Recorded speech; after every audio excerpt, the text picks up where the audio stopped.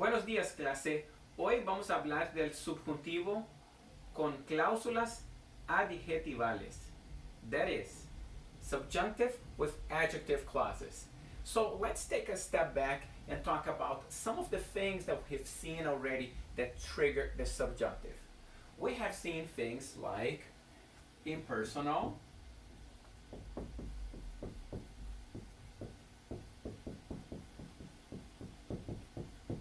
expressions like es mejor que estudies. I use the impersonal expression es mejor. Then I have a different subject on the dependent clause, and that triggers subjunctive. Es mejor que estudies. We've also talked about subjunctive with verbs of will. Por ejemplo, necesito que veas Google Classroom todos los días. Necesito que veas Google Classroom todos los días. Veas because let's talk about subject 2 being different than subject 1 and a verb of will like necesitar, querer, mandar, exigir, insistir, etc. We've talked about subjunctive with verbs of emotion in the main clause triggering the dependent clause of the subjunctive. Por ejemplo, me alegro que no estén enfermos. Me alegro, I'm happy that you're not sick. The last thing we saw was the use of subjunctive with verbs of doubt, denial, and disbelief. Like, for example,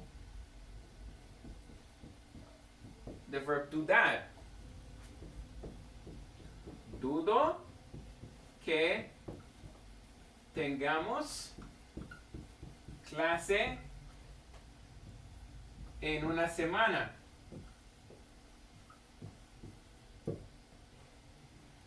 I doubt we will have class in a week. So again, a verb of doubt, denial, disbelief, triggering the subjunctive on the dependent clause. Now, so we have a couple of things left with the subjunctive. Let me get my eraser. And for today, we're going to be talking about the subjunctive with adjective expressions.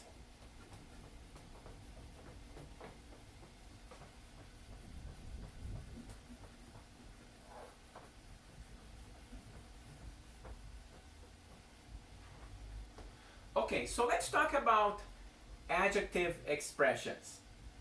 So we all know what an adjective is, right? I need a blue house. So I think everybody in our class can easily recognize blue as being an adjective. Now, sometimes it's hard to pick up what's an adjective. Like, for example, I'm going to my house. Now, my house, it actually works as an adjective because it's describing what kind of house that is. No? Voy a mi casa, right? Now, so let's say I want to create a sentence like this. I'm going to a house that has blue shades and a green door. So I'm going to a house that has blue shades and a green door. This is the combination of two sentences. Sentence number 1, I'm going to a house, and sentence number 2, the house has blue shades and a green door. Now, when you combine the two, right, you create not two sentences, but one sentence with two clauses, right? Now, let's think about this. I'm going to a house that has two shades and a green door. The second part of the sentence, that whole clause works as an adjective because it's explaining what kind of house that is. So that's what we're going to be doing today, and that we're going to be doing in the subjunctive, okay? So I'm going to give you two examples. Número uno. Vivo en una casa que tiene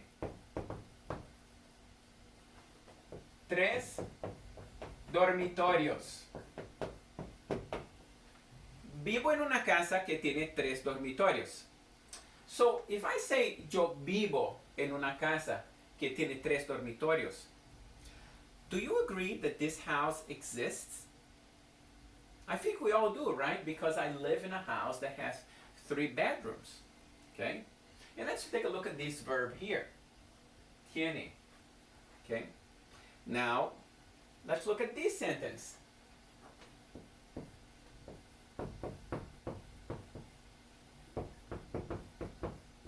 Quiero vivir en una casa que tenga 3 dormitorios. Do I live in this house? If I say quiero vivir en una casa que tenga 3 dormitorios? No, because I want to, okay? So I want you to think of subjunctive as something hypothetical too, okay? So if I say quiero vivir en una casa que tenga 3 dormitorios, I don't know whether I'm gonna find that house or not. I just wish to live in a house. Well, let's make that a little bit different. I wish to live in a house that has 5 dormitorios, you know? So when my parents come over, you know, they have a place to stay, okay?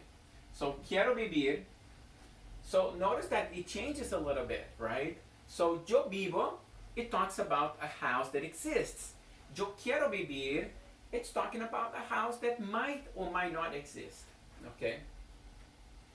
So that's the one use of subjunctive with adjective clauses, okay? So if the adjective clause talks about an existing thing, no, you use indicative, tiene.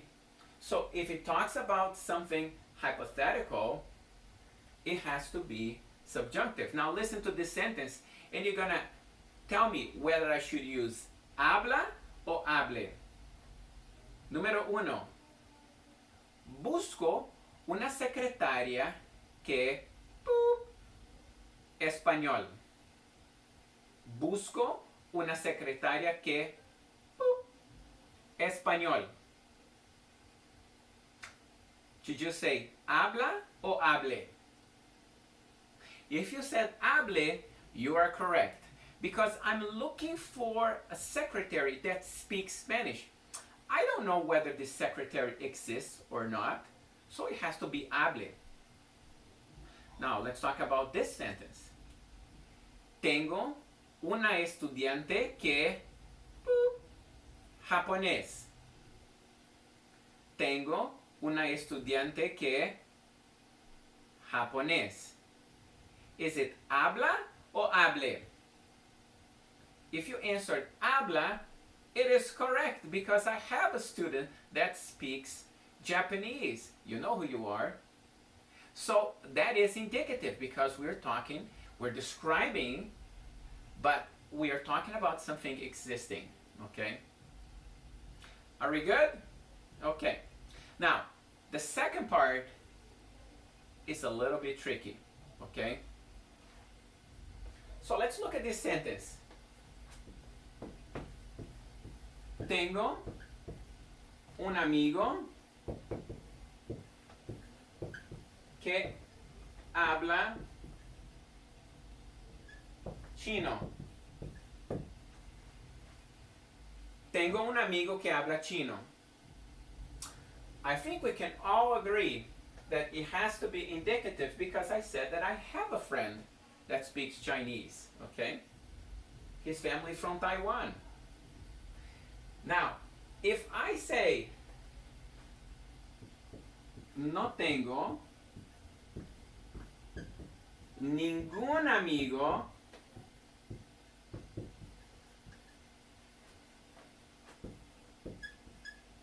que hable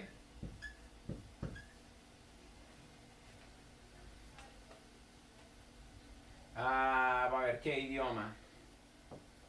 Alemán. I'm kind of just making this up now because I have friends throughout the world. So let's take a look at this second sentence. No tengo ningún amigo que hable alemán. Okay? Now, this is a little tricky, so I want you to pay attention.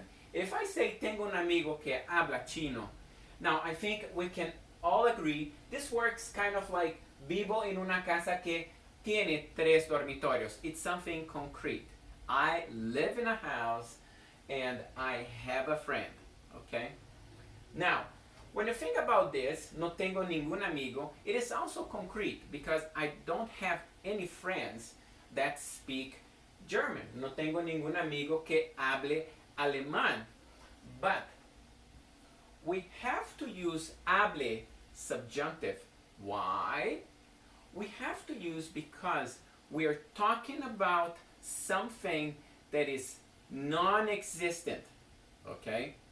So, if we're talking about something that is non-existent, as in I don't have any friends, or if I'm talking about something that is not clearly defined, hypothetical, you must use subjunctive, okay? Now, on the description, I left some other videos for you to watch, okay? Watch those videos, and then if you have any questions, don't hesitate to contact me.